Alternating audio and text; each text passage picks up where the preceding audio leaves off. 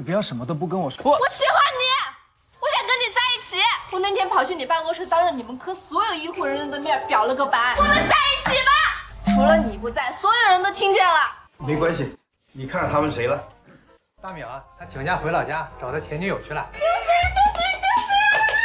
你为什么要拉黑我？3月，赵三月，罪犯都有辩护权，为什么不给我说话的机会？能不能听我心里想法啊？你去找你前女友了吗？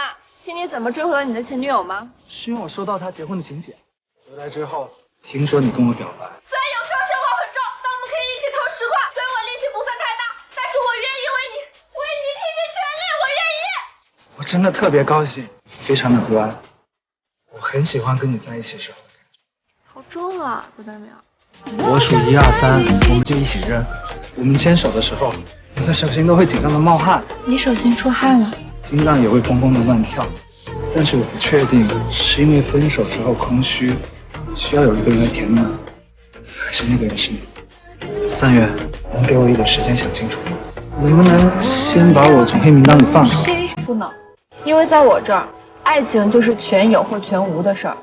我不习惯跟我喜欢的男生做朋友。我现在做梦都想把那一刻的赵三月给拽回来，捂住他的嘴，打死也不让他讲。3月，你真好。是好人卡的好吗？不是，是想和你一起看小花花的好。3月，哦，你遇到个自己喜欢的，你就再勇敢一点。你一个人承受不了的话，我陪你一起。